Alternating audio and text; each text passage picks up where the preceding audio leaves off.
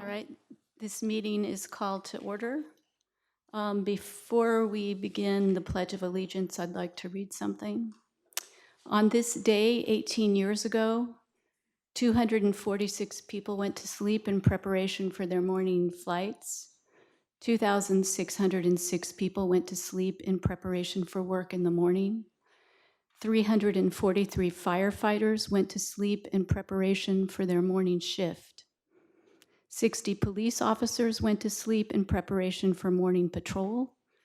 8 paramedics went to sleep in preparation for the morning shift.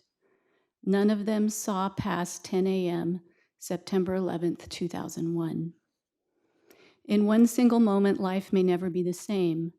As you live and enjoy the breaths you take today and tonight before you go to sleep in preparation for your life tomorrow, kiss the ones you love, snuggle a little tighter, and never take 1 second of your life for granted. We will never forget. That's from the Stanislaus County Sheriff's Office Facebook post. So as we prepare to recite the Pledge of Allegiance, please take a moment to remember all those who lost their lives on this day 18 years ago when the United States was attacked by 19 Al-Qaeda terrorists. Thank you.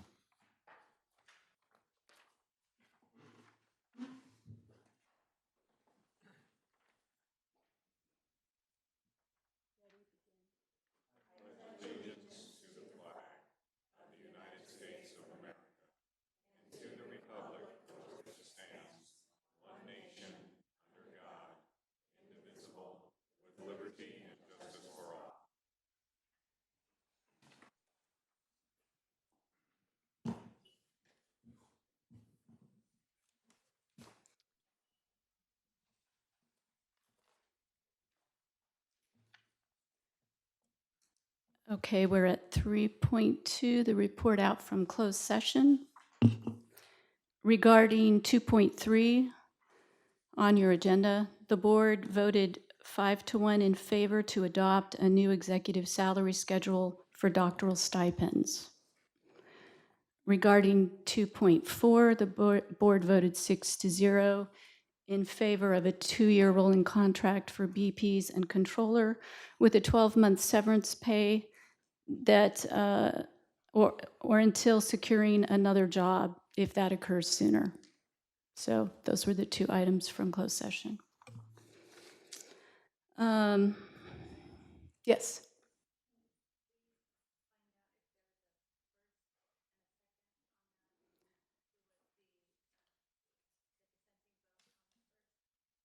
The dissenting vote was Ann, and I don't remember who did first or second. Do we? On the first one? I made the motion for the second one. 3.3. Okay. Okay. You asked about both, and then you said the first. Yeah. Okay, do we remember on first? Darren and then. Okay. Darren made the motion? Yes.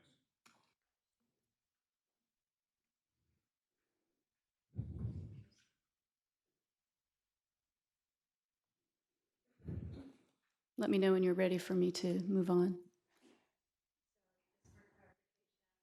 Your mic's not on.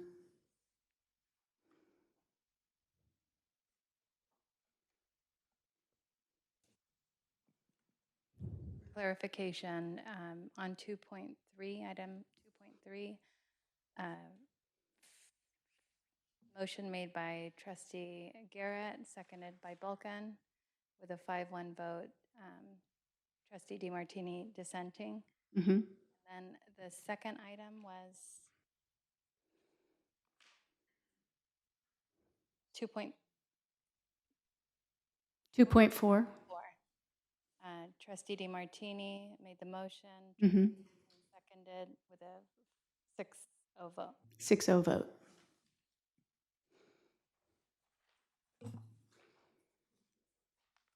Okay. So we're now up to 3.3, approval of the minutes of the August 14th Board of Trustees special meeting and regular meeting, and I do need a motion. I have a couple of corrections. Okay. I believe.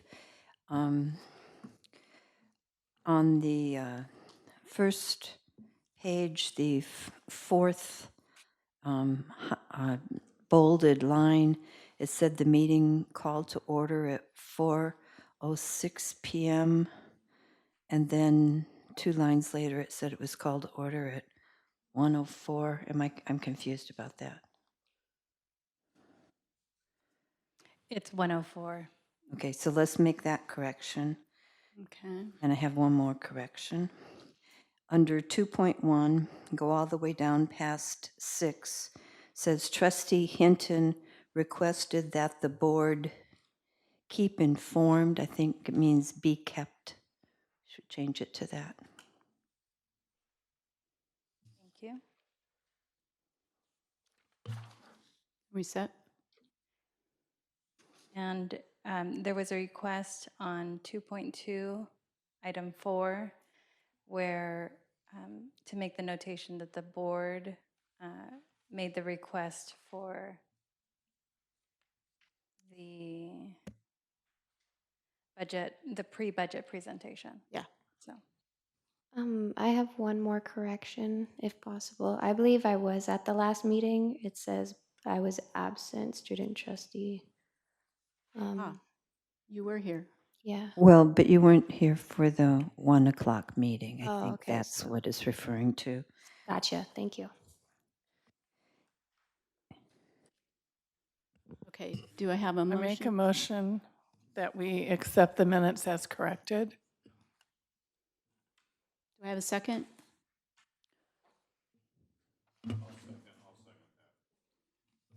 Darren seconded. All in favor say aye. Aye. Any opposed say no. Any abstentions? Okay, motion carries. Just for clarification, Savannah, did you see where you are listed as here? Yes. Perfect. Thank you. Do we have any public comments under 3.4? No? Okay, we have no public comments. So we're going to move to 4.1, the Board Finance Committee report. Yes, hi. The Board Finance Committee met on September the 3rd, Tuesday, September 3rd. Present was myself, Trustee Rojas, and Trustee Aguilar. Items discussed were the monthly financial status update, a update or short presentation on the final budget for 1920, and then our routine and customary full-time equivalent student update. So I really want to appreciate the staff, especially Sarah's team, for putting together a very easily to understand a budget document. I think we're finally to the point where novices such as myself can look at it and understand it very easily. Well, I'm not to her level, for gosh sake. So you know, it's really helpful, and it's all broken down in the individual budget units. So it's very nice to see that. So thank you very much. Uh, just reiterate, you're going to hear me say this over and over again, with the state not fully funding us. I think we're potentially going down a path where it could be harmful to our students and the vital programs that we provide to our students if this is going to be the new normal, that the state is not going to fully fund us. So we just have to keep that in mind at all times. So that's all I have. Thank you. Any questions? Okay, thank you. Okay, now we're at 4.2, the Board Policy Committee report, which Ann will give, and then we're going to go out of order and have the 7.1, which is the regular board policy portion of our evening, is going to be piggybacked onto Ann's committee report. Thank you, Chair Beggs. The Policy and Procedure Committee met on Monday, and we are now back into reviewing the policies as they come through the constituent groups. We didn't have that over the summer because the constituent groups don't normally meet. And so we went through and we have recommendations for the trustees about the policies on the agenda tonight, except for one where we really want to discuss up here on the dais the wishes of the trustees, because we can, the committee can see two different directions. We really don't know the pleasure of the board, and so we're going to discuss that. But it was very nice to have Connie back at work. She's here tonight, to have her back with us in this committee. And so I think part of the reason we're changing the order is to, well, you can go ahead and explain that and then invite Connie up. To enable Connie not to have to stick around all evening. Yeah. So go ahead. Yeah, Let's that's go ahead and start. Good evening, Chancellor, Board, Cabinet. Thank you, Board Policy Committee members, for welcoming me back. That was that first meeting, and oh boy, I just felt a little out of practice, but then I got in there and it was like, hey, here we go.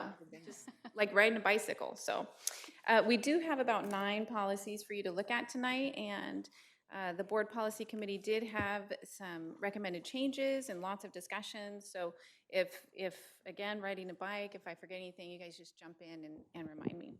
So let's look at first 5010 admissions.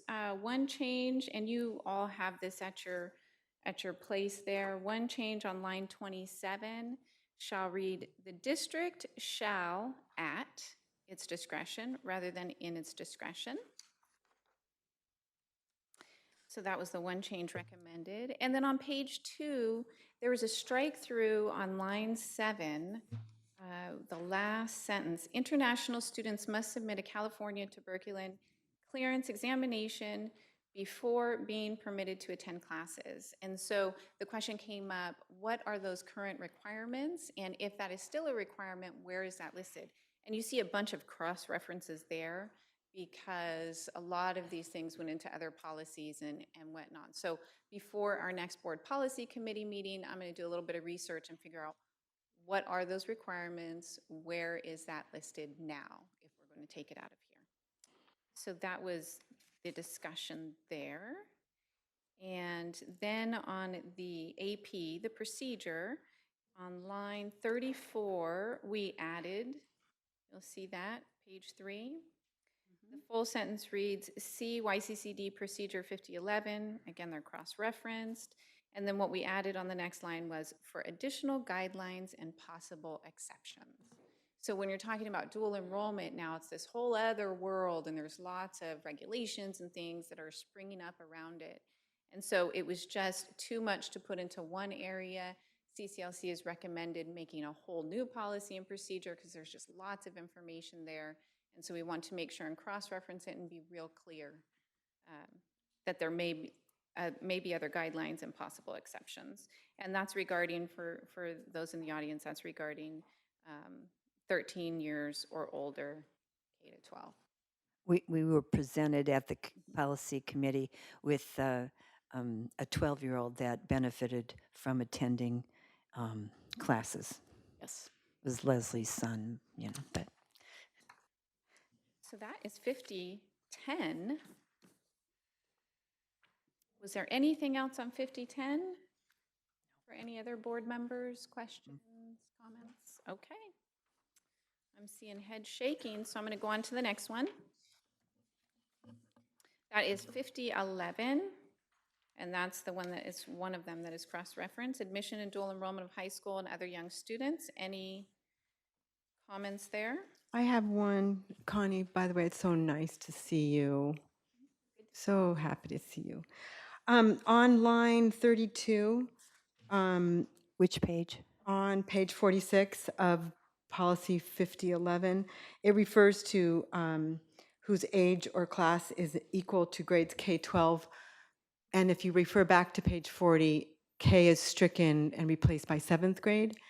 So I think that to be consistent with 5010, and I'm delighted to see 13-year-olds who meet the criteria eligible to enroll. But I think it should say grades 7 through 12 to be consistent with 5010. while Connie's looking, that I made that same mistake, is that they're crossing out the 7 and they're making it grades K through 12. Yes. Ah, So your exact correction has been made, so thank you. Okay, done. Thank you. The answer is yes. Let's. Oh, great, move on. Okay, anything else on 5011? Great. So we'll go on now to 5510, off-campus student organizations, and we had a good discussion on this one. We're thinking to ourselves, what are off-campus student organizations, and why are we monitoring them, and what's happening with all of that? So we did make an addition to hopefully clarify for folks that, you know, like me and the board, other board policy committee members, we had to think about that a minute.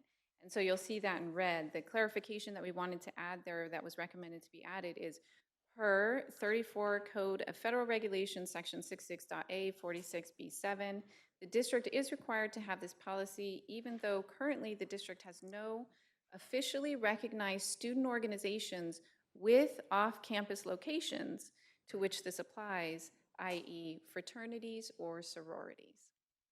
So hopefully that makes that more clear who we are talking about. Nothing else there. We're going to go on to the next one, 5570. And this is where your exciting board conversation will happen. This is on student credit card solicitations. And here's what we talked about. For about the last year, I've been talking with the Yccd Policies and Procedures Committee, and I've noticed a trend on the board, which is the board seems to like these affirmative statements. We believe, we support this, those kinds of things. And then the chancellor shall establish procedures and all of that. And so in this one, the group said, yeah, you know what, we really think that maybe an affirmative statement needs to happen here. And Trustee DeMartini has a little bit more history on that. And I do have a recommendation for that affirmative statement if that is the will of the board. So did Well, this is a topic that came up many, many years ago from Tom Hallinan, and this is an important thing to him, so we went along and established this policy. But given the vast majority of the type of students we have, and the fact that credit is bombarding students, I'd be really interested, Savannah, in your comments on this policy, the 5570. Is this a policy that we want to have? Is this what's best for our students to, and you really see more if you look at the procedures. The procedures allow for credit card solicitation twice a year on campus, and vendors would have to register before they can solicit students for credit cards, and they can't bribe them with gifts to open a credit card. But I don't know what's best for our students, and so I'm looking to the board, and even if someone in the audience has a strong opinion and would like to come up and speak, I would invite you to do that if that's acceptable to the board chair. Yes, it is. So board, good policy, or do we want solicitation on campus or not? I think that the limitation to twice a year is reasonable. I know that establishing credit is a part to becoming an adult, just like entering college. And I feel like we should have this open arena for students to see their own options, especially even if they're on campus. Because some students live at the dorms and never get to leave. They don't know what credit is even like. They could just go and ask questions about it. So I feel like having those information booths would be helpful. I don't think it would tear them away from their academic success. Okay. Other board members, come on. Well, I looked at this, and I want to make sure that it's done in coordination with our associated student body, that they're on board with this, and, you know, we're doing it twice a year, but they're aware of it, they've approved it, they're guiding this ship, so to speak, because it's a benefit and educational opportunity, as you pointed out, to the students. But I think ASMJC or the associated student body up at Columbia should be the ones that are involved in this. So that, I think we need to add some language in here that puts them in control of their own destiny, so to speak. I support the policy.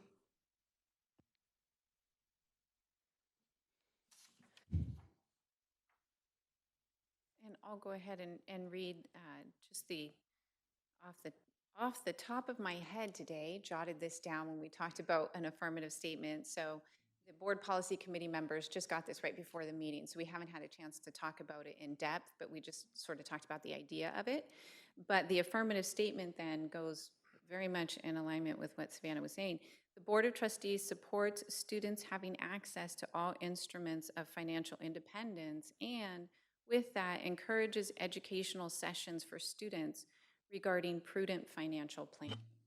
So continue to allow the solicitations up to 2 times a year, but make sure, and I know that we're doing that, make sure that we're also educating on debt counseling, what it means to have a credit card, and just really prudent financial planning for their lives and things. So, but I'm sure that we'll talk more about how we can involve student leadership in that the next. That's good. Okay, thank you so much. Let's go on, Connie. Okay. And lastly, we have, oh no, not lastly, 5700 intercollegiate athletics. Any comments there? Almost. Intercollegiate athletics, anything there? We had nothing recommended at the board policy committee. And then 5800 prevention of identity theft in student financial transactions. The conversation we had there resulted in, on the last page of the procedure, in reports, line 31 talks about, in general, staff responsible for the development, implementation, and administration of the plan shall report to the governing board on an annual basis. And so the question is, how will that report get to the board? What does that look like? We talked about perhaps it comes in through the annual security report as the technology, if there were a breach, that might fit in well. So I'll be talking with IT over the next month, or whoever needs to be involved, to figure out how that report would be coming to the board, and have a report on that next month. Thank you. That's it. That's it? And this is a first reading, so. Well, we actually have 3 more, Connie, but there are three more. Oh, sorry. But the board, the policy committee approved them as presented, but if any other trustee has comments, changes, we'd welcome that. 5-8003. We're eliminating that policy. And then 5-8068, student publications. While we don't have publications at this point, board policy committee supported keeping that on as a policy. We're keeping the Future dream hopes. alive. Yes, future hopes. And then 5-8081, academic freedom students. This came up several months ago, last academic year, and kind of as a part of a different discussion. And so board policy committee supported keeping this as a policy as well.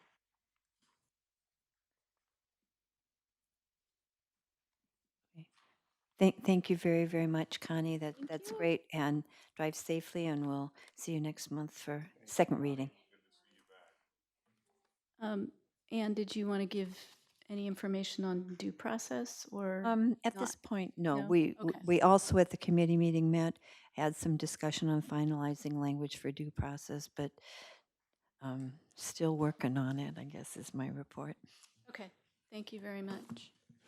Oh, sorry, thank you. Okay, so now we are up to the soft docs update, correct? Yes. Hello.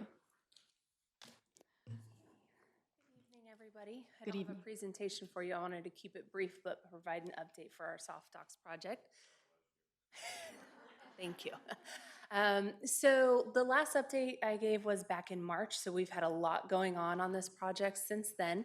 We have actually implemented content management for 13 of our central services departments. So all of central services is now off of OnBase. And forms for 7 of those departments have been implemented. Not all departments have those forms, but we will be circling back with payroll so that now we can get some of our timesheets and other payroll forms online as well. So that'll be helpful for our campus community. One of the forms I did want to highlight that we put online was a team effort. This was our time and effort report that we have to do for our federal and some of our state grants, where employees that are charged to those programs have to keep track of what they're working on and how long they work on it. Those forms used to be completed in Excel, and depending upon how many different programs somebody was charged to, it would take them either a couple hours to a full day of completing that form. Now with it having been online and a lot of programming, they're now able to be done in approximately 15 minutes, go through the approval process electronically, and ultimately be filed electronically with the grant documentation. So this helps for better tracking and efficiencies and making sure that employees can actually do the work that they need to do rather than extra work that's required for grant purposes. So another item that we were able to implement is our electronic attachments of our backup for requisitions. What would happen in the past is a requisition would be entered in our colleague system, and then our folks that would have to print out the backup for those purchases and in our office snail mail them down through the path and make it to purchasing. Now all of that documentation is electronically attached within Yccd, so nothing has to go through the mail and be printed. So that's also helped with gain some efficiencies there and also saving paper in the process. The travel request form was, of course, the first form that we implemented. So just so you know, since January with that implementation, 1,100 of those forms have been filled out to date. So they are definitely being utilized. We have continued to provide end-user training, both in person and online. And we have actually created an Yccd Canvas. It's a website that houses our trainings, as well as cool little resources with simplified pictures for the workflows. I'm sure all of you remember the fabulous workflow we put up on the PowerPoint back in March that showed all the lines crossing and going every way. We have very simplified pictures so that people want to know where their form is going next. They're easy to follow, and then they're all in one location. So right now we're actually in the process of implementing our more complex forms for our accounting department. Those are the budget summaries and budget revisions. I know some folks are excited about this because this was also another form that you would have to go in Excel, fill in some numbers, print it out, goes through all the paper processes, and then accounting would enter them in manually. Both our campus community and our accounting staff are ready for these to go online because now everything will be electronic through Yccd, and once they get the final approval in our accounting department, the information will be uploaded automatically into Colleague, so there's no more manual entry of those of that information. So we've been doing testing for those complex forms, and they are hoping to go live with those in the next week or two. Coming on the tails of that implementation is also our expenditure transfer form, our salary transfer form, which also is another high-use form, and our invoices will also be on there. So people are excited about some of those forms coming online, and I'm excited too to see them. So we have started our phase 2 of our implementation, which means we are now out at the colleges. So we had a discovery, what they call a discovery. So it's kind of an analysis where we have a soft docs expert come out, and they worked with admissions and records. It was admissions and records and financial aid. And what they did is they took an analysis of the business processes and they provided a discovery document back to those departments. And we're now looking at, okay, how many scanners do the departments need? What does the content management file setup need to look like? And so we're starting that implementation process with them. We have also worked with both of the colleges to start talking about forms. And so now we are working on creating forms that would be one form for both colleges, not 2 different forms, one for each location, and it's going to be a dynamic form. So depending upon the answers that students provide in these forms, it'll trigger other questions. If, say, MJC wants to know more information because of an answer, then the form will be dynamic, so that we only have one form that students have to go to try to remove some of those barriers and remove the complexity of which form am I supposed to do for which college. So the colleges are working very collaboratively on that process, so it's great to see. So we will be actually working on migrating the on-base content in November to get all of those departments off, and the goal is still to get everything off of on-base so that we don't have to renew that license again in the next fiscal year. And we're on schedule for that. Some other projects that have come out of this implementation of eTrieve is our electronic purchase order process. Right now, all purchase orders are still printed. So you can understand that that's probably a lot's going on. And I was a little confused too. I was like, wait, we implemented eTrieve. Why are we still printing POs? So that's because we have to somehow get them to our vendors. Their vendors need a copy of the PO. So we have a little spin-off project that we're working on with SoftDocs so that we will no longer have to print POs, and we will automatically be able to send them to the vendors via the information that we have in the system, either a fax number or an email. So that will help with that. We're also working on the facilities work order form. This will help to eliminate the process of our facilities folks having to rely on a paper document that's printed out of Colley and approved by their supervisor. Then they take that paper and then they go do the work, and then they have to come back and go to the computer and log in what they've done. What's going to happen is the form is going to be online. The staff will have tablets that they take out to do the work, and then from there they can know exactly what work they're doing, and then they can log in the work that they've done. So everything's electronic, and it will also allow us to create reports similar to the travel request form that will allow us to see how much time we're spending on various types of facility type projects through the work order process. So as we go through these steps in helping to implement the first round of our student services and our college departments, we're going to continue to work in implementing in areas of counseling and CalWorks and DSPS and EOPS, our disabled students, and our extended opportunity programs. So we're going to be working with those departments as well that currently have on-base, and we're going to get them off of there. And that's the update that I have for you guys. So do you have any questions? All right, thank you.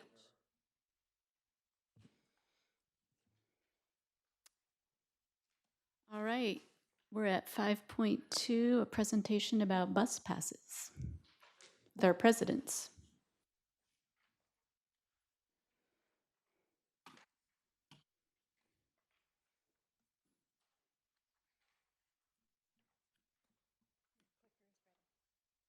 The clicker? Okay, hope this works. Good evening. It's my pleasure to present the Bus Pass program at Columbia College. And then I have my colleagues from NJC who will be presenting the similar stuff here also. I purposely called this Access, Equity, and Bus Pass. When I look at the Bus Pass program, it's not just the Bus Pass issue, but the purpose behind it. What are we trying to accomplish here? It helps us provide the access to the students who wouldn't have access otherwise. Of course, it brings the student equity because those are the most needy students, so to say. And there's a fiscal aspect of it as well. So two programs we have. We have partnership with Tuolumne County Transit Program and Calaveras County Transit Program. Both the programs, they made several trips to the college. The students do have opportunity by showing an ID card on the Tuolumne County Transit to ride the bus service from any point to any point, not necessarily to the college. Calaveras County, it operates by a coupon system. It's not necessarily by showing their ID cards. Covers the large part of the county. They come from all the way from Angels Camp onto the campus and so on and so forth. Funded jointly, Foundation, Associated Student, and Student Equity. By the numbers, total number of trips, this is only for spring of 2019. 4,621 one-way trips, Tuolumne County. 2,460 trips, Calaveras County. Now, again, there is no way of knowing what exactly where these trips were. Assumption is most of these trips are to the college and back. Evidence of usage, we do have increased demand for student IDs. That's a direct evidence that you need the ID card to ride the bus. More students ask for the student IDs now. We know that by ordering the ID card. So direct evidence, anecdotal evidence, we hear from the students, we hear from our own staff, the student services folks, that this is being used. Other anecdotal evidence, we see people hovering around that bus stand area all the time. even late evening, 6 o'clock in the evening, when they would not be there otherwise.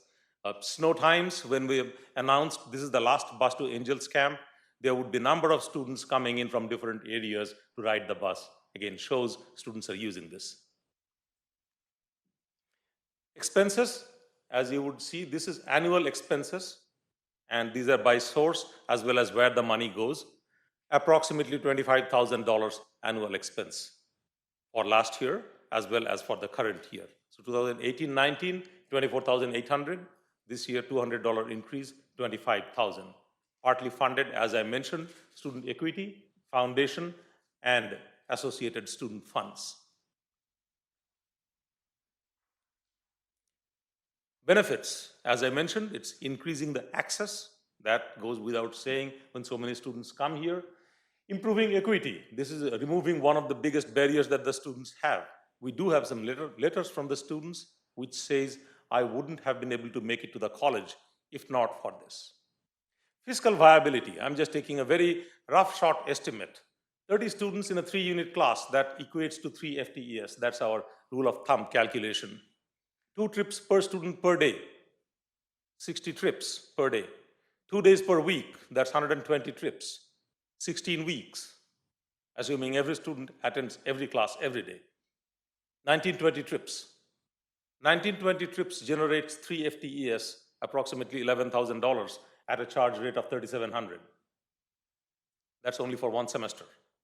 Major assumptions, every student making a trip is taking only one 3-unit class. If they come here to take 2 classes, double that amount.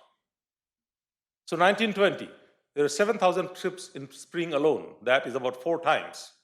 Even if I assume at least half of those trips are to the college and back, remaining half I don't know, wherever. That gives us $22,000 on the minimum estimate side, revenue side, on one semester. 2 semesters, about $50,000. So fiscally, this is highly viable, just purely looking at how much money we put into the program and how much FTEs these additional students are generating. Not counting their contribution because they are from minority backgrounds or from financially challenged backgrounds or for their student success. That's additional dollars.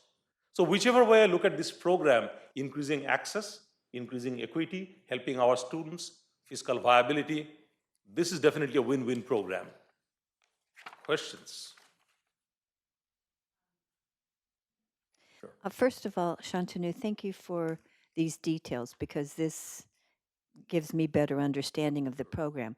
I have an anecdotal question I'd like to ask you and MJC, so you'll get a heads up on the question. You can wait till your presentation. It would seem to me with this increase of providing this transportation that there would be less pressure in the parking lots. Yes.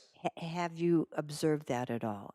You know, this is an anecdotal evidence. That's all it When I could be. came to this campus, I was told there was a president's parking spot. And I was told that president's parking spot is because I go in and out of the campus every time. And whenever I come back to the campus, I would never have place to park. I've been in the campus for almost 1.5 years now, 1 year and 14 months. Go in and out of campus all the time. Only once I could not find a parking spot closest. Okay. So that tells you anecdotal evidence of what's the pressure on parking. Yeah. I don't think we have situation, even this is the first 2 weeks of class, when the load is at its peak, and we do not get that kind of a parking pressure. Okay. We have parking spots available most of the time. Now, it may not be the closest to the building, but this is also very difficult to attribute directly because there are other factors which would muddle the effect. Factors such as increase in online class offerings. True. So when increase in online class offering is happening, then students are not coming to the campus, although we are holding steady the number of enrollment. Increase in CCAP classes. Classes are offering in high school. Classes are happening in the Sierra Conservation Center. So numbers are remaining at the same level, but fewer students are coming to the campus with or without the BAS pass. So that also takes off the load. In general, I would say Columbia is not really that badly affected in terms of parking situations. Okay, great. Comments, Savannah, would you observe otherwise from the student perspective? I'm still just thinking about everything and taking it in. I will wait till the end of the presentation. Sounds good. Other questions? Verena, you're up. Thank you. Thank you. Sure. How will we do?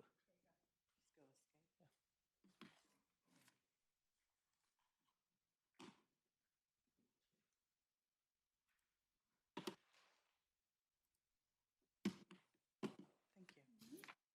Good evening, and thank you so much for taking the time to hear our presentation. And I would agree with our president of Columbia College that we have seen a lighter, if you will, traffic in terms of the usage of the parking spaces. And he made a good point in terms of the use of online courses. So many of our students are also taking advantage and the opportunity to enroll on our online courses. Um, so today I'm going to talk about, again, the MJC story when it comes to transportation. 5 years ago, we did several student focus groups. Some of the folks in the audience led those student focus groups. And the top 5 things that came up with students that they said or stated that the things that did not help them or had barriers to access, the number one thing that came up for students was transportation. Second was books, food insecurity, housing, and childcare. So these were common. They kept coming up over and over in the 10 different focus groups that we had held throughout the first semester about 5 years ago. So today we're going to focus on transportation. Last year, we had a usage, if you look at the first slide, for 2017-2018, we had a total of 200,670 approximate rides. So, and then this was 2 years ago, I apologize. For the year 18-19, we had an increase of approximately 24,000 additional rides. So we did not know at the time, we understood that these were possible multiple uses of the rides that students were taking the opportunity or advantage of the service. We also understood that this was an important way to create access for our students. We know that poverty is complex. 85% of our student population qualifies for financial aid. 85% of them also take advantage of the Pell Grant, the Cal Grant A and B, mostly B, and then what we now know as the California Promise Grant. And in that spirit, we wanted to help our students come to class, make a connection with the college campus, because a sense of belonging is important for our students. Anecdotally, I have seen the bus stop, if you will. On the next slide, we see the increment of usage. We have seen the bus stop actually with a lot more students hanging around waiting for the bus.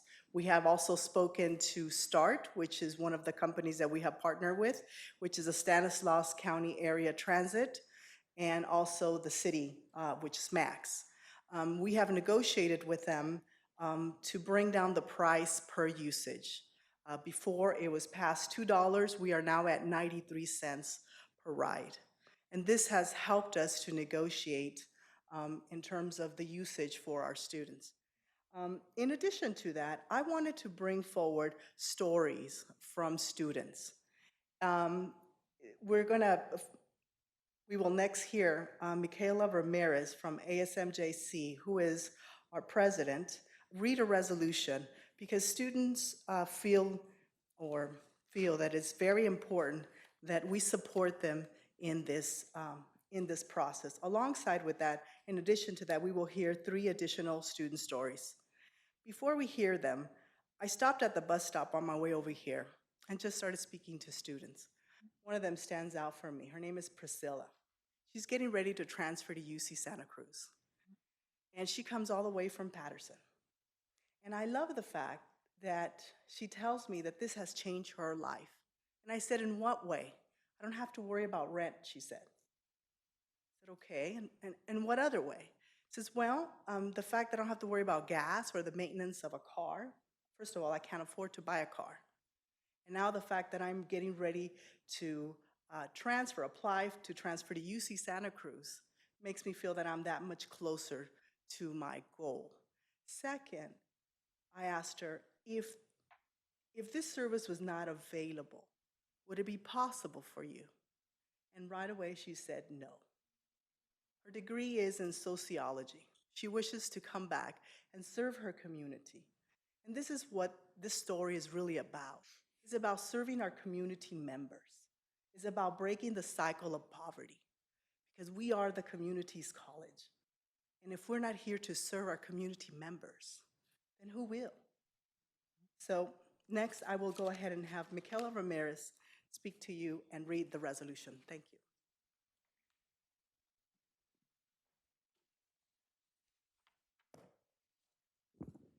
Hello. Hello. My ASMJC Vice President and Senator passing around the resolution so you guys could read along with me. We made this resolution in the summer, so I'll go ahead and start.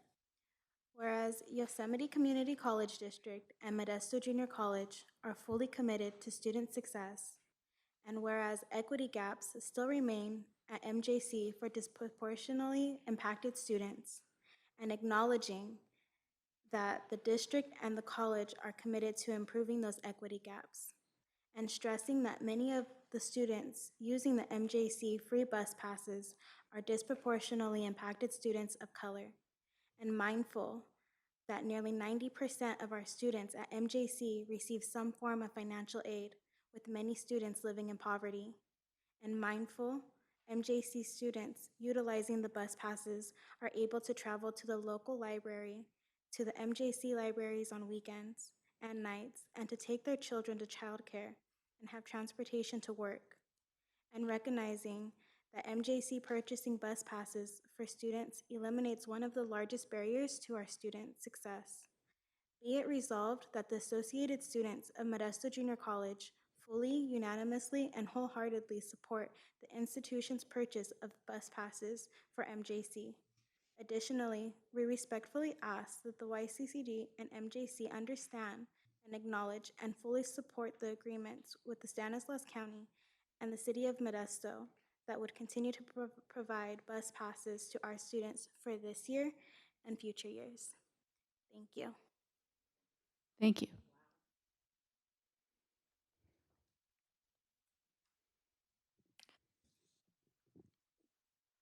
Good evening, honorable trustees.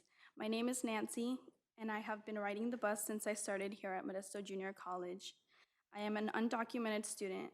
Students like myself are often overlooked on college campuses, but being able to ride the bus has saved me from my environment. I can get to school, study where internet is accessible, and participate on campus. My family has no money, and I am very limited as a DACA student on the aid I receive. Getting the bus pass at MJC has allowed me to pay my other expenses like my books, supplies, and needs. I just want to thank you and the college for making this happen for me and many of my other colleague peers. Thank you. Thank you.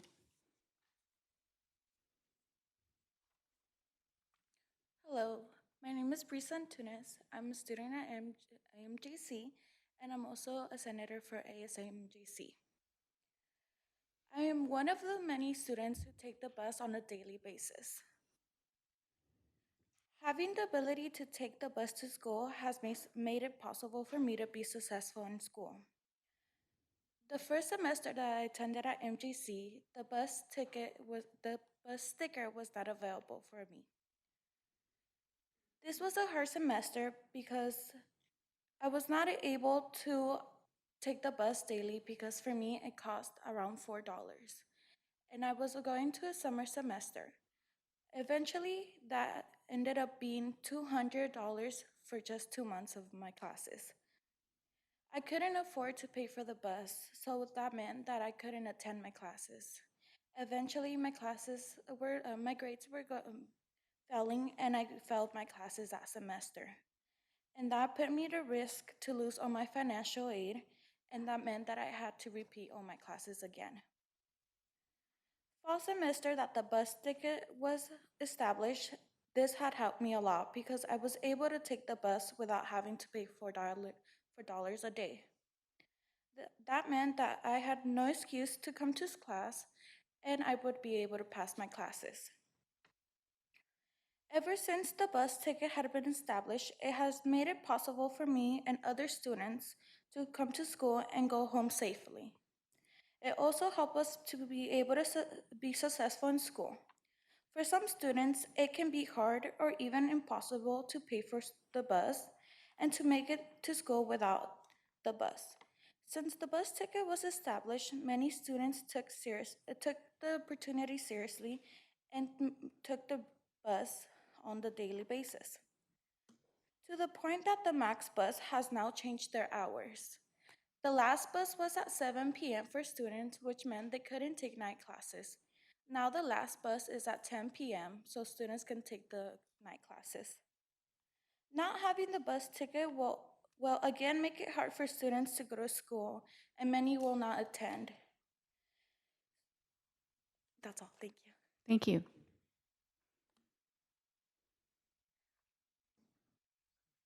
Good evening. My name is Raymond Gonzalez, and I'm one of the many students at Modesto Junior College that uses the bus pass. Without this pass, I wouldn't be able to successfully seek a higher education. When I started in May, I wasn't aware I was eligible for this pass, and I would walk miles to and from campus because I was financially insecure and I couldn't afford transportation of my own. This pass allows me to be an active student and ensures my ability to continue my education. Thank you for your time. Thank you. Wait, don't have the students leave yet.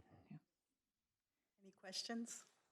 I have a question for the 4 students, and then I'll have one for you, Florida. Do any of you use the free bus that goes from East Campus to West Campus? Okay. Is that well, are there a lot of students on it? Yes. This semester I do have a class later in the evening, and I take the bus, the one that just goes directly from one campus to another, and it's usually full. I'm usually either sitting next to a lot of people or I'm standing up. Wow, great. I think all of your stories were well presented and very informative because the board, at least I've been wondering, is this really working or not? And to hear from all 4 of you, what you've said is very significant. And I really appreciate your taking the time to come here. Any ideas on parking? I ditto what she's, I just have to also just say how moving your presentation is and how hard I know it is to come before a group like this and talk about something personal to you. But it makes a big difference to know what the benefit is, and you just did it so beautifully. Thank you. Okay, so show of hands. Who thinks riding the bus is a cool thing to do? Who would rather have their own car? Come on, be honest. Yeah, come on. If it means saving money. No, this. No, we're not getting everybody a car, no. I think you have a dedicated group of people that understand this is a valuable resource and it's being used for its intended purpose. You know, the history, you go back and when my own mother, who lived on the east side of the county, so roughly 20 miles from MJC, there were dedicated bus routes that operated throughout the day that covered both the remote areas of the county and brought students directly to MJC. So there's a history here of having this opportunity being provided to the students. When you look at 90, what'd you say, 93 cents per trip? Okay, let's look at this. I mean, that's really cheap. It's very efficient. It's when you look at it from a carbon footprint standpoint, I don't think you can get any better than that. When you take into account, I mean, one could look at, okay, hopefully the primary goal is, and this is me talking, since I campaigned on this issue, I understand that there are a lot of students that live in the far reaches of the county that do not have access to dedicated transportation and therefore are precluded, locked out from achieving their educational goals of attending a community college.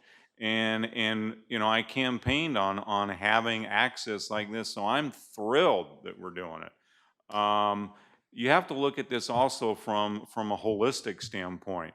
I mean, if the student is not only using it to attend class, which great, super, that's its primary goal. But if it helps them to go get food, it helps them to go get school supplies, it helps them go get new clothes out at the mall. You got to look at this as a total big global holistic picture that's benefiting a lot of students. And I'll just tell you this, from riding the bus, when my wife was a probation officer, they had bus passes to make sure that the probationers would attend. You couldn't even get probationers to ride the bus. So this isn't something that students are saying, hey, cool, sign me up, I want to ride the bus. No, it's because this is their only way to attend class and to achieve their goals. So from this trustee, I fully support it. I hope we can expand it, whatever we can do. You guys are doing an awesome job. I appreciate you coming up and giving us the actual direct feedback from the ones that are benefiting from it. Dr. B, thank you. You know, our mountain counties, you talk about remote. It doesn't get much more remote than that. So that's a huge benefit up there. Way to go. Thank you all very much. I'll stop there. Thank you very much. I have one quick Oh, yes. question. Under the funding source, you have SEA. What is that? Oh, okay. And that's the same thing. Okay, just referred to differently. Thank you. Nancy? I just have a question. Is it Ray? Yes. Um, how did you find out about the bus program, and what can we do to make sure that the students coming in right now know that there is a bus program available that they can get passes for?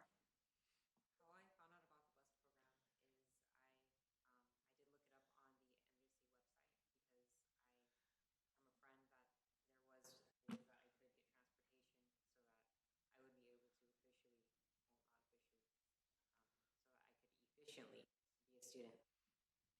And I was on the website, and then I found campus life, and I went and I asked questions, and I seek the answers myself. I feel like if, like maybe even just flyers or maybe an announcement would, well, I know that we do announce it, but I feel that if we could go more extensively and make sure that students do know that they do have these resources, then that would help a lot. Thank you. So we do have flyers out in the student services building, buildings and throughout the student centers. Also during the first week of school, we have tables out, and it's about meeting the students where they are, which we provide ample flyers and information, not just of transportation, but our pantry and pirate care. Great. Have a comment. I know that riding the bus is not cool, but I commend you and respect you that you're doing whatever you need to do to get ahead and do that. So, good job. And it's good to hear that the bus company extended their hours to meet our need, and I think it's great that you negotiated a lower price, too. It's a win-win for all of us. Okay. And I just wanted to say thank you guys for coming out to represent MJC bus riders, because I'm sure there's many more, but there's only 4 of you here, so I hope that many more continue to ride the bus. Thanks to you guys promoting it. Thank you. All right.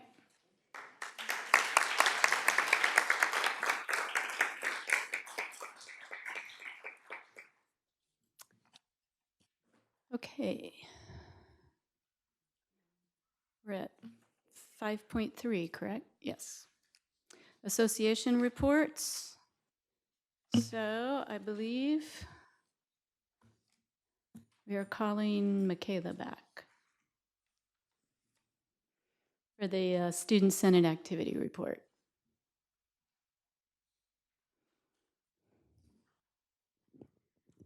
Good evening again. First off, I would like to give a huge thank you to Dr. Hoopus. I've been with ASMJC for 3 years now. When I first started, I didn't know who our president was. We never saw her and she never visited. Then Steve Collins came in and met with us a couple of times. And now since Dr. Hoopus arrived, ASMJC and other students often join him for lunch in the Student Center. So thank you, Dr. Hoopus, for making yourself available to the students. You definitely make us feel like our voice matters. So this past month, we officially swore in members of ASMJC at our annual swearing-in ceremony. A special thanks to Vice President Florida and Vice President Jennifer Zeller for swearing us in. We also have flow happening every Wednesday on both East and West Campus. We had a Club Rush on East Campus yesterday, and we have Club Rush on West Campus tomorrow. And today we had Remembrance Day. The Director of Political Development will be handing you trustees some pins that we got today. We placed 2,993 flags in the quad, representing each person who lost their life today 18 years ago. Thank you. We have Constitution Day on September 17th on East Campus, Private Promotion Day on the 19th, where we will be celebrating MJC's 98th birthday, and then ending the month with Library Awareness Day on East and West Campus on the 23rd and the 24th. And lastly, we have Banned Books event on the 25th on East Campus. That's my report. Thank you very Do much. you have any questions? What time is your Constitution Day event? Do you know? At 11. 11 on the East Campus? Thank you. I have a question actually for both of you. I know that you were here at the beginning of the meeting. Did you hear the discussion about whether or not we should provide the opportunity for students to get credit cards? That's something that we'd have to discuss with the Senate just to get full feedback of if that's something we would like to do. Do you have a personal opinion? Good idea, bad idea? I mean, students going to get in debt and get into trouble, or does it give them an opportunity to become an adult and manage their money more carefully? I mean, whatever answer you have is right. I'm just curious for student input. I personally, I mean, I guess it would depend on the student. For me, I guess maybe not so much having like people from credit card places, but maybe people helping us understand finances before doing credit cards, because financial insecurities is something. So better helping us figure out finances before going into debt, maybe. Okay, appreciate that comment. Do you have a comment? Come to the mic. I also agree as well. I think we should better learn our finances first before we start to talk about credit cards. Because when I got out of high school and I came into college, I didn't even know how to apply for a credit card. I didn't even know what credit was. So Okay. I think we need to have more services to teach us more about financial services and how to even start. I really appreciate your input. Is that something you can discuss with your whole, and then get back to us, get back to me? Something I can talk about with our Senate and see what their feedback is. That would be wonderful. Thank you. I have one more thing to add on about that. So, so you're worried about like just random credit people coming to campus to talk to students, trying to urge them to take in a credit card. But what if, let's say it was just bankers from like a nearby bank that would just talk about debit or checking? Would that be something considerable instead of credit right away? Yeah, definitely. I think that definitely falls back into just learning more about the finances and being an adult, that transition of not really relying on your parents to worry about the banks, but us worrying about it. So whether it's debit or credit, I think just learning about finances is really important, and learning how to, put your money in the right places and savings accounts and things like that. Right, because not everyone learns about that in high school. So that's important too. Do we have a course? Like you knew where I was going, That's what I was didn't you? raising my hand about. The students actually raised the question of financial literacy shouldn't just be an option. Because Yes. coming right out of high school, and I would say 99% of the students don't know much about financial literacy. And when I was at Hayward, we did have a general education course that was financial literacy. And students like you would pack to class because they don't know about credit. They don't know about APR and interest rates and how to balance a budget. And so I would encourage, our faculty here to come up with a similar course. I'd like it to be GE because your time is limited. So it'd be nice to have that type of course built into your curriculum. Yeah, I definitely agree. Yes. All right, thank you. Thank you.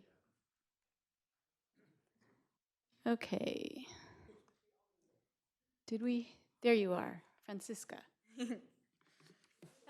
Hello. Good evening, ladies and gentlemen of the board. It is my distinct honor to greet you tonight as president of the Associated Students of Columbia College. Some of you may know me. My name is Francisca Downberger. This is also my third year at Columbia College. I have my monthly report to give to you today. Thank you. So our welcome week at the beginning of the year went great. We have a week full of just different events to allow students to know what resources we have available to them on campus. And what we specifically do as the Associated Students is we hold a barbecue on Wednesday and we fed over 400 students and it was really cool. We actually still have a lot of hot dogs left over in our refrigerator. So the 400 students came and we also were able to expose those students to various clubs and resources that we have on campus on that same day. On a different note, in the spring semester, our Senate approved a purchase of a freestanding water bottle filling station, always available to the students. So it'll be outside, it'll be ADA accessible, all these different things, keep the water cold in the summer and not let it freeze in the winter, which is an issue up here. Well, in Columbia.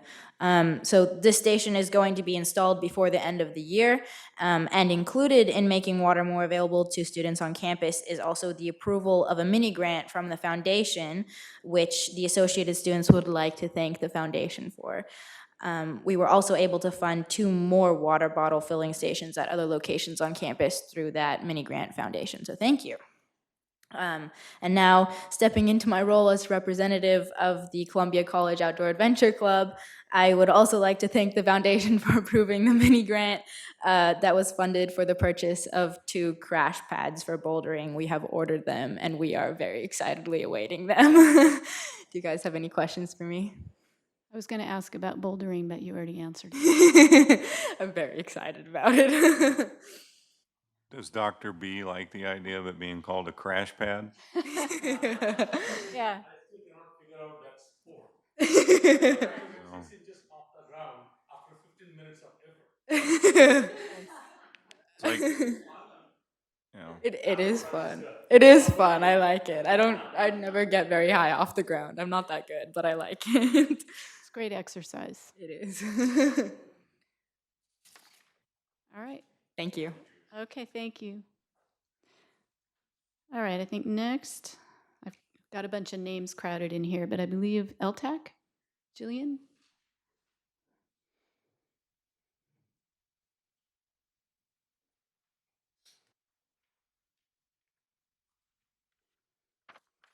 Good evening. I wanted to start my report by noting that on tonight's personnel consent agenda is Jim Cadoni, who will be retiring at the end of December after 44 years of service. And so I just wanted to thank Jim for his years of service, and also to mention that he does serve on the Leadership Team Advisory Council, and this is not his first time serving, so I thank him for his years of service for the leadership team also. We've had a very busy, for some reason, crazy busy beginning to the fall semester, and the leadership team has all worked hard to help students and faculty navigate these first few weeks. But I wanted to note that many leadership team members work long hours the first week in order to allow offices to stay late, open late for students, and allow their staff to maintain their regular schedule. So the LTAC would like to thank leadership team members who took that on during the first week. We hosted our 2 open meetings the week before the semester began to good attendance. We discussed the MOU with the salary increase and benefits coverage, but also proposed changes to the handbook. We'll have until September 23rd to review the new edits and to comment. And then following that date, we'll have an approval vote. And then finally, at our LTAC meeting this week, we agreed to solicit help from the general membership to help create a work group to start the mentoring program that we're interested in creating. And so far, we have a very strong group of 7 members who volunteered: Patrick Betancourt, Josh Hash, Judy Lancaster, Laura Mackey, Martha Robles, Annika Rogers, Whitmer, and myself. And so I'm really happy because it's a good mix of Columbia College Central Services, classified and certificated management coming together to help create this project. So, and we hope to get that all going by spring. So, and I know Chair Beggs, you enjoyed the highlight last month, and I will bring that back. So, excellent. Any questions? Thank you. Okay, next up is YFA Shelley.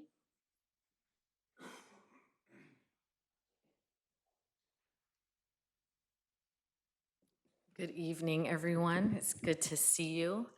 I would like to say something to the students very quickly. We have a personal finance class. It's in the business administration department, okay? And it's GE, all right? That's a great class. I'm excited our enrollment's gonna go up in the business department. Yay. Okay, and it's a great class. You'll learn a lot there.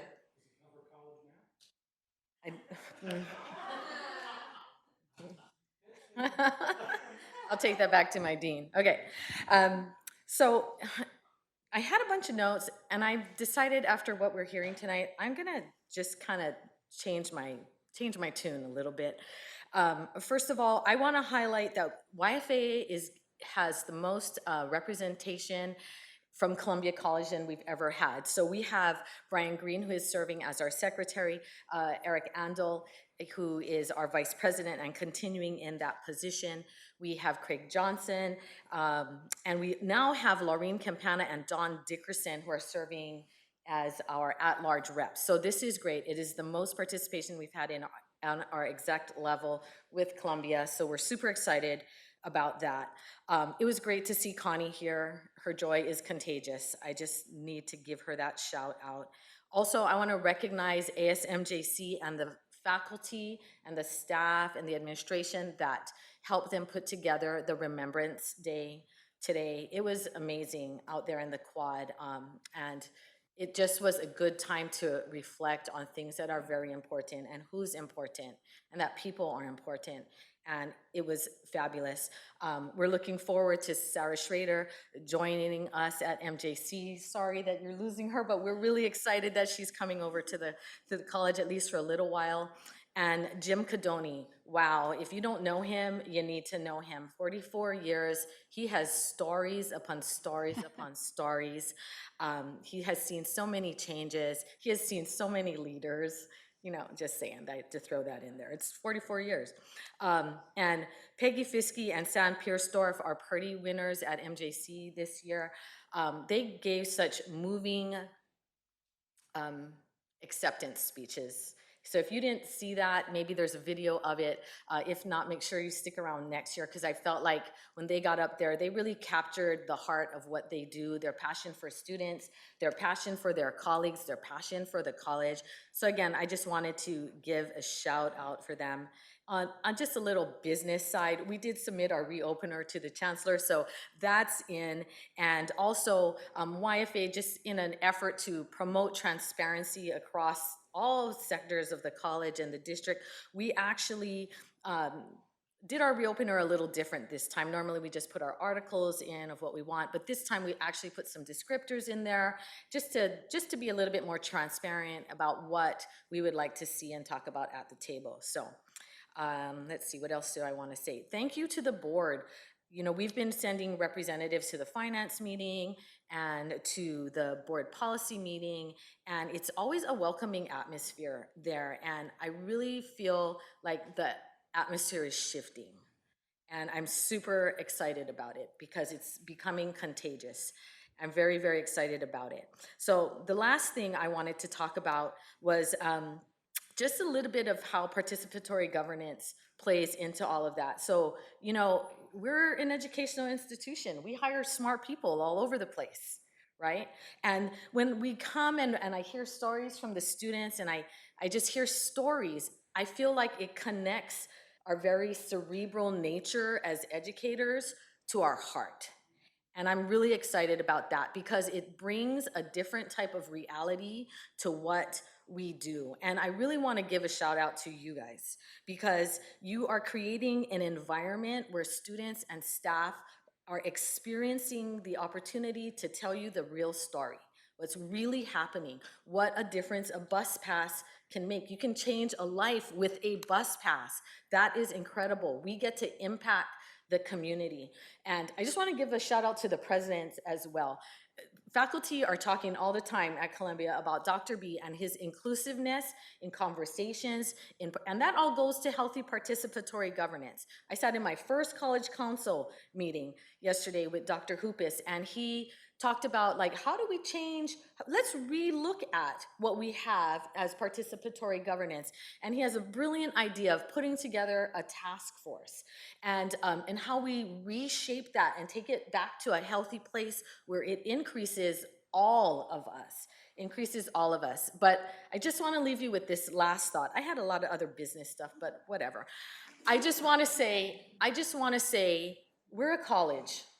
We're a college in two places in this town, up the hill in the mountains, and college should be fun.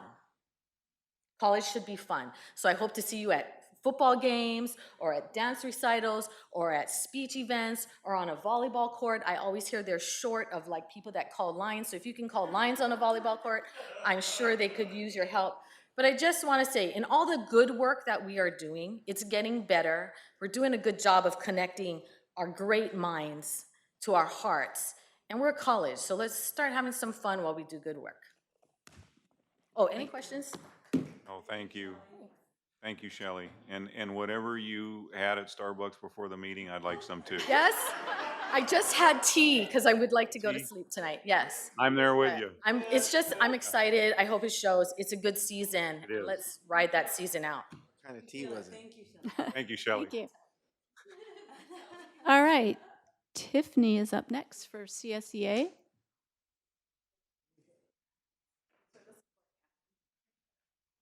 This is not quite the easiest act to follow, is she? You're kind of doomed that way. Well, good evening, board members, and I don't have a whole lot on behalf of CSEA. Classified professionals have been very busy, you know, ramping up for fall semester, and then with the kickoff of the fall, it's chaotic sometimes with the amount of students that classified staff have to serve on a regular basis. They too adjust their schedules to come in early, set tables up, and they see some of the students also who are setting up tents and tables for welcome week, but classified professionals are right there getting there early, setting up and staying late. Before I begin my brief report, I would like to thank HR and payroll departments. They ensured that the classified professionals received their 3% increase on their August payroll. So all the hard work that went into that with the wage record updates and making sure everybody got paid is really appreciated.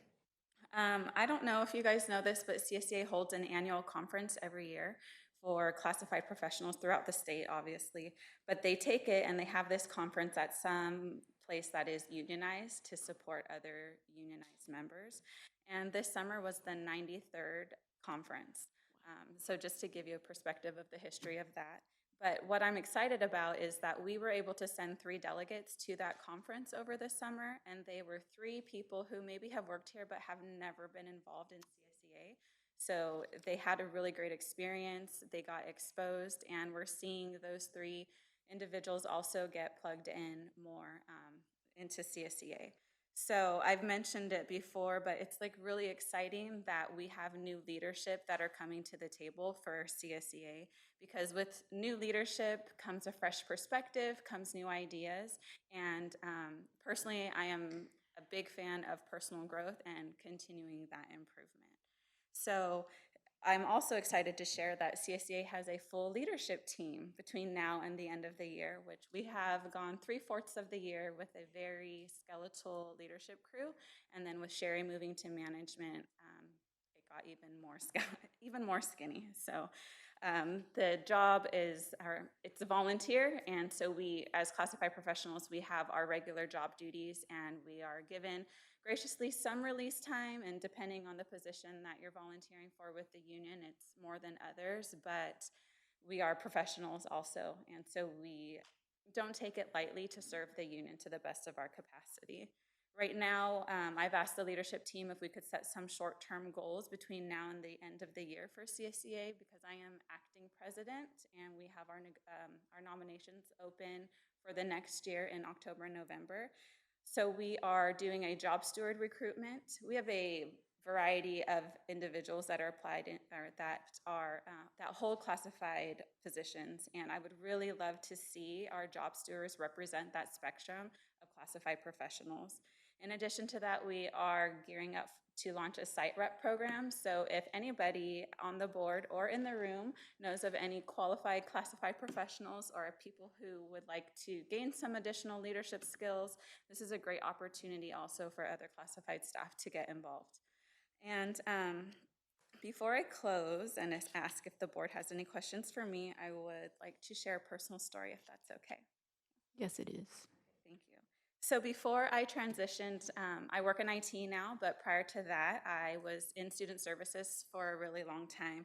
And I worked in TRIO pre-college programs, and then also for Triple SP, serving students in various capacities on campus.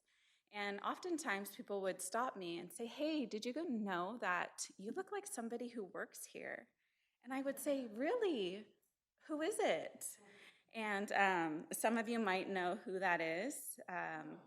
She's in this room, actually, so. But I say all that to say, and my response always to those individuals, I would be like, "You look like somebody. I have this instructor that you look like." I go, "You know what? I get that all the time." Get that all the time. She would like me to say that they asked if she was my sister, but Of course they did, right? But just to say that there have been some rumblings recently since I have stepped into this role as CSCA president, and with the familial ties to the YFA president, there are some things that I just wanted to bring before the board, and for those that are maybe here that can take this back to their other areas. And before I am a CSCA president or an employee of YCCD, I am a mom of 3 and a wife, and so just like our students, they have lives before they are students, and those are things that we have to consider. And all of their experiences that they have in their personal lives, that they bring to their academic lives, enhance the environment that we get to live in every day. And so with that, I say that I have worked really hard to establish myself and my own reputation on campus. And so has she as well. And we work really hard to keep those familial, like our professional and personal lives separate. And, and I hope to serve the union to the best of my ability with integrity and transparency and the utmost level of professionalism that I can bring. And I actually look forward to working in a collaborative, collegiate manner with the board, with the college presidents, with administration, as well as the YFA president. So thank you for allowing me to share. Does anyone have any questions for me? If you're confused, my mom is Shelly Akiona. Well, you do, I just wanted to say you do a very good job, because you both sit at opposite ends of the seating. So you do a good job of identifying those separation of powers there, so to speak, so. I just don't want it to be, "Oh, look, you have mommy there to help you." Yeah, so. Thank you No, very much. I think you made it very clear. You've created your own destiny, and you're doing your own business, so we appreciate it. Thank you very much. Good job. Thank you. Thank you. Thank you. I learned something. Next up, I believe, is Alan McKissick. Thank you for this opportunity to address you. I want to say I am noticed that the president of the CSA is very much like the president of YFA, including the autonomy of the individual. Once again, I want to thank the Board Policy Committee for its continued work on due process policy. I was there on Monday. The fact that I say this at so many board meetings is a testament to the meticulous work, resolve, and tenacity of that committee and of the board as a whole on this issue, among others.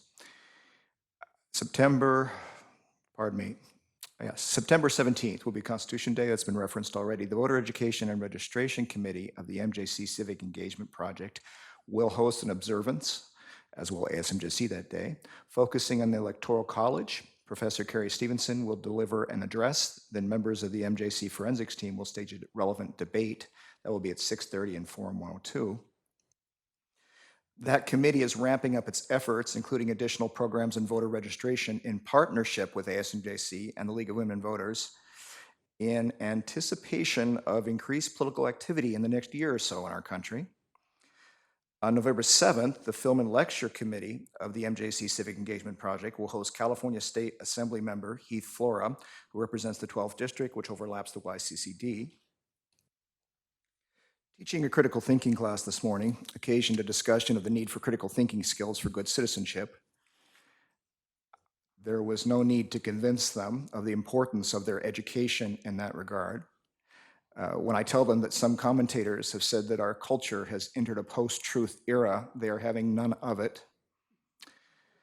Hearing all the references today to 9/11, not just at our meeting, but all day long, caused me to think back to meeting my morning class that day. I was almost but not quite late because I was trying to make sense of the morning news. I walked into the classroom, and I don't think the students noticed me for a while. They had the television on, and they were staring at it, stunned and still. Finally, I told them to stay or leave as they wished, and I would be in the hallway for anyone who wanted to talk. A number of them did.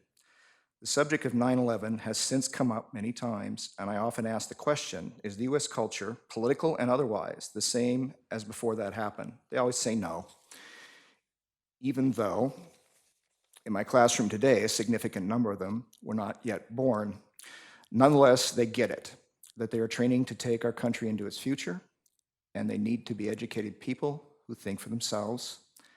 And as I hear reference after reference to the way our students are being prepared, I keep going back to that idea in my head that we are preparing very good citizens who in the future will be sitting where we sit, will be sitting in the chairs now occupied by our present board, and we need to do our very best to get them ready because they're doing their part.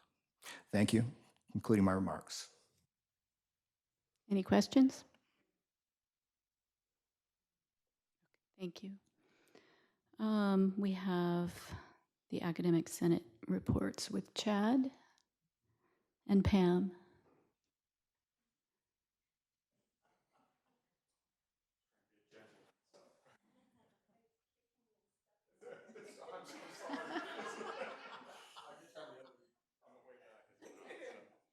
Very good. Thank you. Good evening. My name is Chad Redwing. I'm a professor of humanities and the new Academic Senate president at Modesto Junior College. Before I begin my report, I just wanted to thank all of you and thank my colleagues and friends who supported me through an emergency back surgery I had this summer. As you can tell, I'm now vertical again and very much appreciating it, but it's a frank reminder of how lucky we all are to work here and how lucky we are to have this caring college community as a second family. So thank you all for your thoughts. And as you can see, I'm pretty much back to normal. So the Academic Senate had its very first meeting last week, and I began by encouraging our Academic Senate representatives to begin looking at ideas for improving student success and ways of improving innovations in teaching and learning in the classroom. So from that, we had a small brainstorming session, and senators suggested forming a variety of work groups to foster various projects, including service learning and civic engagement projects at the college, opportunities to recognize not only students who receive A degrees, but also award certificates at our college, and encouraging innovations in textbooks and learning materials to help students cope with rising educational costs. Senators also advocated for supporting student access to food, clothing, and childcare. In addition, faculty expressed interest in working with administrators and community leaders to develop a new outreach program to teach incarcerated and formerly incarcerated students, especially in juvenile detention facilities within our service district. And it's easy to bring to mind one of the potential service areas. It's about 500 yards from here.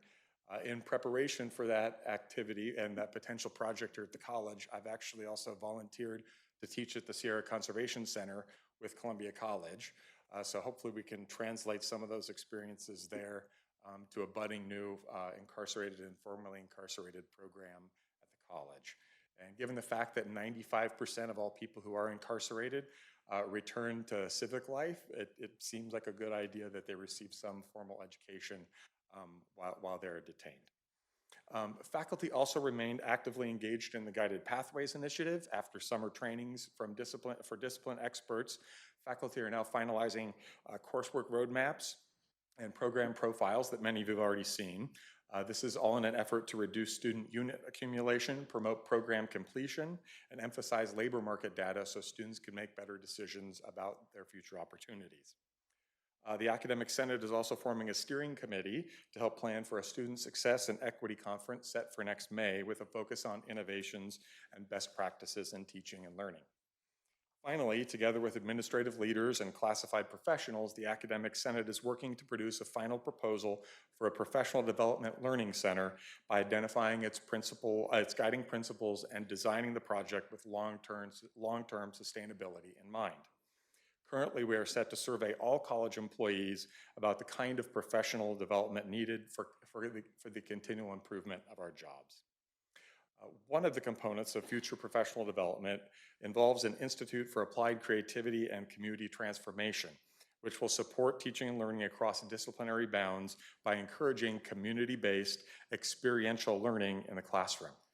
For example, students might be asked to research a local issue or complex problem in the community, and then propose, design, and patent a technology that helps solve the identified problem.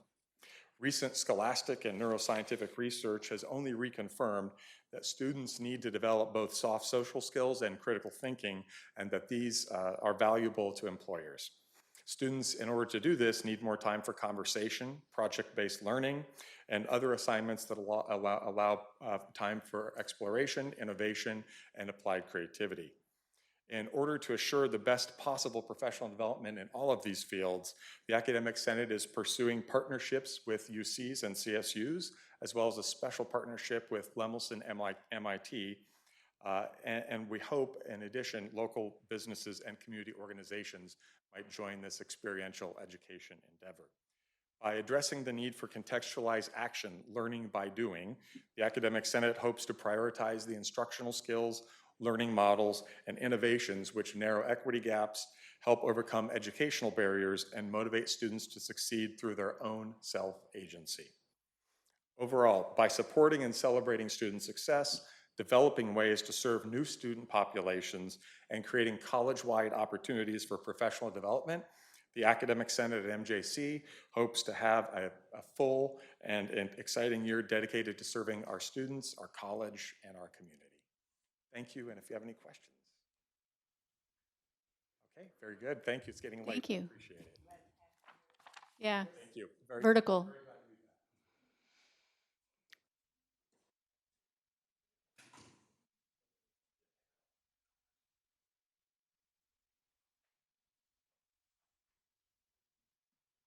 Welcome, Pam. Good evening, everyone. So 18 years ago today, I had a 19-year-old on a United flight coming back from Spain on an archaeological dig, and so I really appreciate Chair Biggs and the MJC president, Michaela, and everything that you did with your student body to help remind us to pause and take note. And we do, as Alan said, we have lots of students that don't, oh, my daughter's alive, by the way. Did I say that? She came on a United flight, made it safely into Canada. And I wanted my husband to drive right then, go pick her up. And he said, you know, we can't cross the border, right? We have to wait. So safe. But it is important for us to take note and to pass on these stories and pass on history to our current students. They were really young, the ones coming right out of high school. And so I'm making a point, so thank you. Okay, so I am redoing my report as I go through and checking things off as other people are talking and sharing, but lots of things that are going on that we're really proud of at Columbia College. And so last year at our college faculty retreat, we started designing a faculty rubric for the hiring process. We actually used that rubric, and with the support of faculty using that rubric, of course, our administrators, Shantanu and Brian Sanders, we have welcomed 2 new full-time interim instructors, Joseph Harrington, who is instructor of Spanish, and Jamie Grinlin, who is instructor of chemistry, and Jamie is also a graduate of Columbia College. Both are welcomed additions to our group. I think that the faculty has always stepped up to the plate, but we have been breaking some records for ourselves at Columbia College. Shelley shared one of those, so I won't go through all the names again, but this is the first time we have had 5 faculty with YFA serving, 3 of those on the exec board. So we are just really pleased with the participation. And another record-breaking moment occurred when we opened up nominations this year for our adjunct faculty to be representatives on Academic Senate. And we had 3 people that put in their names. And I'm really proud to announce the nominations closed on Monday. So we have Thad Waterbury, Rebecca Sandlin, and Shannon Van Sant. All 3 of these adjunct faculty will be voting members on our Academic Senate of the Whole, and Shannon will join us at our Senate Council meetings as a voting member and a voice for our adjuncts. These are really exciting times to see the hard work that I think people are doing. And then I'm going to add Savannah too, being here from Columbia College too. So we're excited about that. All kinds of things going on. So a lot of it was already shared. Commitment to guided pathways and launch pads at our campus. We are rounding up our team for the Educational Master Plan and Facilities Master Plan, the EMP, FMP Committee. And we had a beautiful welcome week. Francesca and recruiting and making connections, and lots of faculty stepped up to the plate and supported the week. We are gearing up this year with our TLC, our Teaching Learning Community. Our faculty does professional development that's opened up to the entire campus, classified professionals, faculty, everyone there at the campus. And we're also working with one of our deans on an equity-based job description and looking at a committee that's actually being formed to work on that and make sure that we really are presenting to our future faculty a job description that says that we care and that we're inclusive and we value diversion, and to make sure that that's clearly spelled out in that job description. Let's see. It was shared about having fun. Shelley said that. So this is an invite. We're working with Academic Senate and Classified Senate to do some fun things this next year at Columbia College and really invite people to do things. And so everybody's invited. September 20th, I hope I have the right date, volleyball game and pizza. It's a Friday night game. And a quote from William Spade, who's considered the father of outcome-based education. All students can learn and succeed, but not in the same way and not in the same day. And so I'm just really pleased to hear the students here from MJC tonight to share all of their stories and remind us of the journeys that they take to get there. And finally, in the name of fun, too, I'm delighted to share that I now know that if you go to a meeting with Chancellor Young, that popsicles just might appear. So, any questions? Thank you very much. Okay, we are up to Dr. Hoopus. Well, it's getting late. I'm going to actually depart from my my prepared remarks, and I want to start off with telling the MJC students how proud I am of you. I could never have had the courage to get up and tell my story at your age. So I commend you for being here and for telling your stories. I know it can't be easy, but I really do appreciate you coming and sharing your stories. So thank you. Secondly, I am incredibly grateful to the MJC community that put together the 9/11 display on campus. I was out there yesterday evening and everybody was gone. And I was out there looking at the flags. And it was peaceful and it was sad at the same time. Uh, but it did make me recall how, as tragic as the event was, it did bring us together as a country. And maybe we can reflect on the need to be unified as we move forward as a country, but also as a district and as a college. To all those who put in all the hard effort to make the display, thank you very much. To Brian Justin Marks for your leadership, for your kind words today at the ceremony. Michaela Ramirez, you as well for your words, and for your SMJC that read the poem the 11th of September. So thank you all for your participation. The other thing I want to bring up for you, Michaela, I do appreciate your kind remarks. But for me, when you go into a restaurant and you realize you qualify for the senior citizen discounts, it's a reminder for me that I need to continually connect with our students. You're a different generation. And those times we sit down and chat at lunch, I get a brand new perspective of what I need to champion and who I work for. And I work for you folks. I want to make sure you're all, you achieve your goals. In any way I could plow the road ahead for you, I'm going to do it. Also, Michaela, regardless of what Brian says, I do like your fingernails. Don't let Brian tell you differently. And I wanted to go on the record that we did take a vote, and we all think that Brian should have longer hair.